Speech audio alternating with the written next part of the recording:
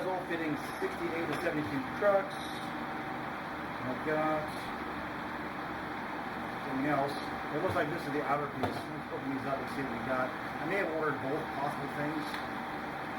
Oh, the internal for this nut that goes on the back of it? So this is, I don't know, the same size. It has the cutouts. So this might be the nut goes, like you said, on the inside, although there's no threads. Now this looks like the thing. Right here. This might be a thing for another thing. Oh yeah, this is. A little chrome cover? Yeah, but no, it's, oh, maybe it is. Or is that just a chrome version of the same thing? Yeah, that looks exactly like what's on there right now. The chrome one. To it? I don't know if there's two pieces to it, though. But there might be. But this looks awesome. And is it the same? Yeah, that's what's in there. Well, very nice. Well, I got them both. No, but I think it's both. Because there's, on the inside, there's this. Yeah, they may screw together. The actual bolt and nut may be the clamping ring from the ignition itself. Oh, this one is. That's what it is. This is the inner piece, this is the outer piece. That's all. Okay. Because this one does screw in. So, and I think it uses both. If not, then it only uses one, no big deal. We got them both. You would, although, maybe not. Because it was like this, it would stick out like that, you know what I mean? Because yeah, I think it's the one you have in your left hand there that we're going to use. That was really nice too. Yeah, so we don't have to be so kind in getting that one out because we're going to have to use a little punch and tap it around. Absolutely. But once again, it's already so manipulated up. We have all new components for up here. So this is the bezel that came out of it. And what years? 65 Nova? 65 Chevy G10. 63 to 65 Chevy Nova, Chevy 2, same bezel, incredibly. A lot of the same truck parts for the ignitions and switches, bezels, things like that. But this one in particular is specific to the Chevy 2, and then they reused it in the later, G10, I'm assuming G20 series. So I'm sure, tell me about it in the comments if you know anything more about it. And the Gen 1.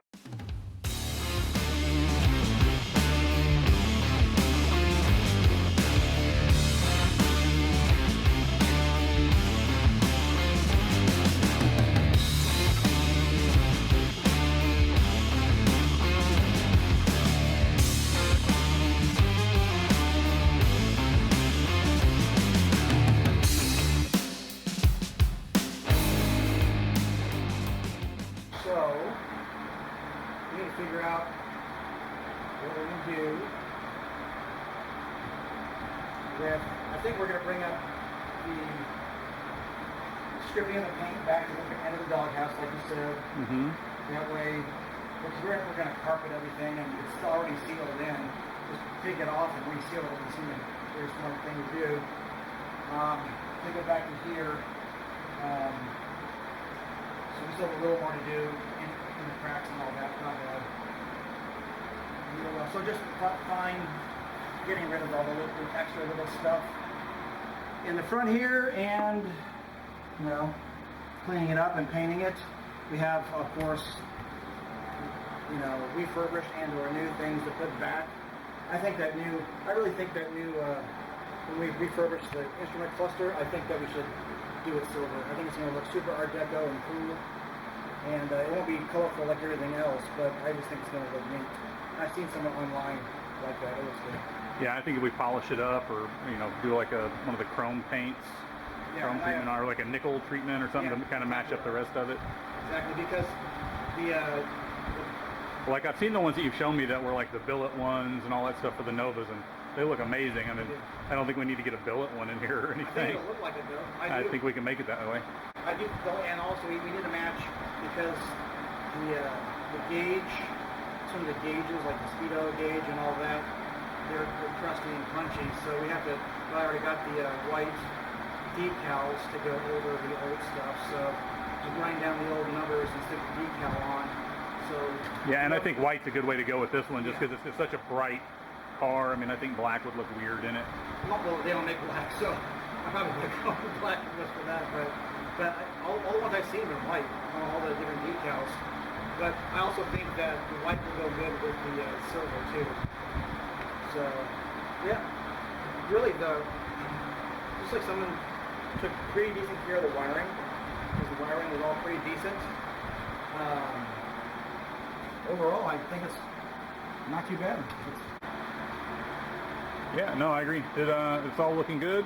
And like you said, I don't think we need to do much more. We're just going to probably use some spray paint, some seal up for the underneath where all the carpet and stuff go. Maybe, you know, some of that 415 or the, what do they call it, the truck chassis.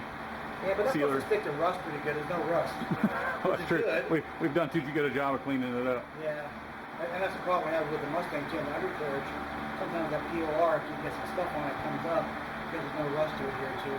We do, I just saw this. This is the inside. You really prepared the outside real nice. Yeah, I haven't got to the inside. That is pretty bad up there. Let me zoom in on that. It was a lot worse than the outside for sure. But we can just run the wire wheel on it and just see it there. Screw a little bit in there. Like you said before, the outside is more important anyway because it's supposed to have a nice. Well, it gets a seal that goes all the way around, a rubber seal. It doesn't matter for that, but you definitely don't want. Because this is it. I mean, this may be the only rust in this whole vehicle right now. Just a little bit of, you know, rust on the little edge. So this van had a weird little like trailer pop-up vent on it, like you'd see on like a little cargo trailer. It was professional too. Oh, it was so good. It was a cheap, plasticky, fiberglassy pop-up vent with like trailer park screen on it, and they didn't weld it or screw it in. They just cut a giant hole and then taped it in place and filled about an inch of caulking all the way around.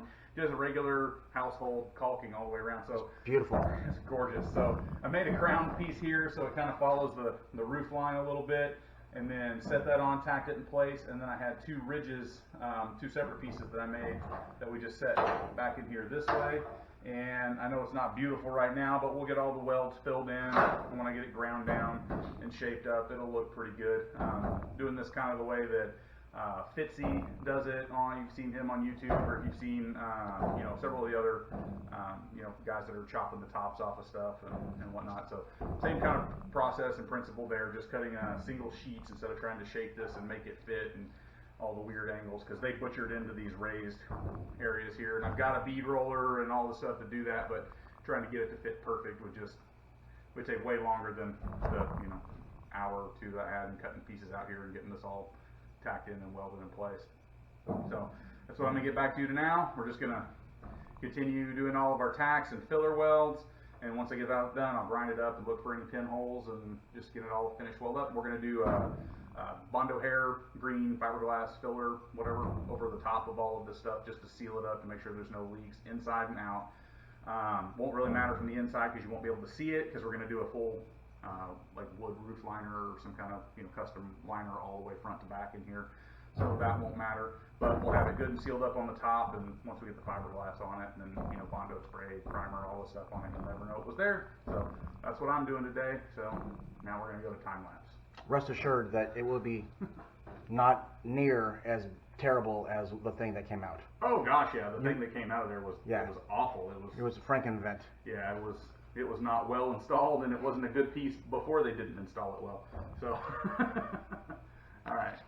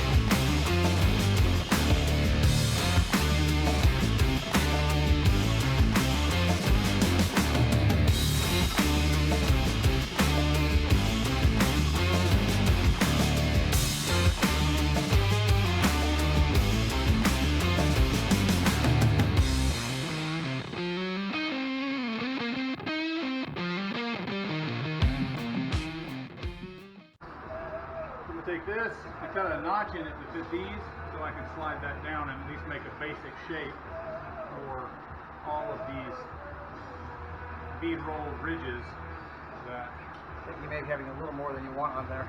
Oh.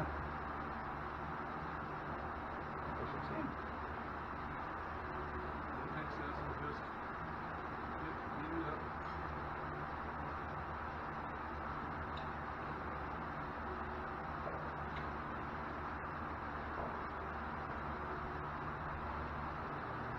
It might have been easier to actually get a piece of roof, but that wasn't a thing, unfortunately. There you go. That gives me the basic shape to sand down roughly to the correct dimension.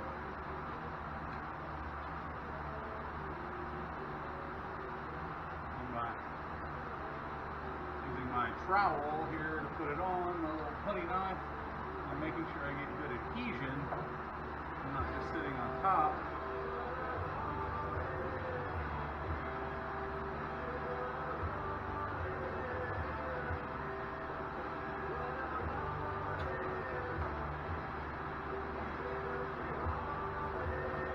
Pretty nice. Pretty slick. Now they're too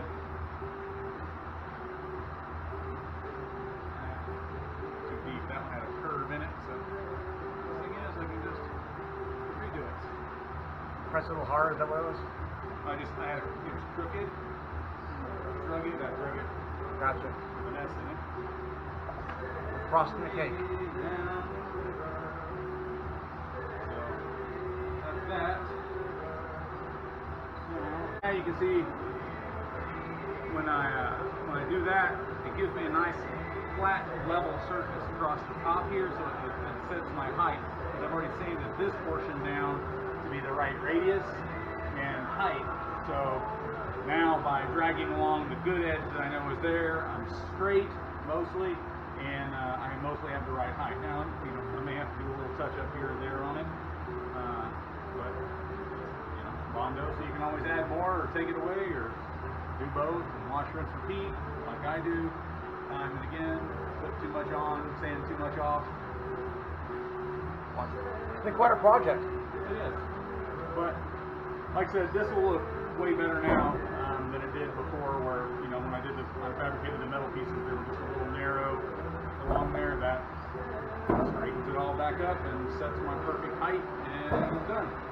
So once that settles down, I'll sand it. I have to do a little bit more Bondo just to feather out my patch panel there just a little bit, and body work on the roof is done.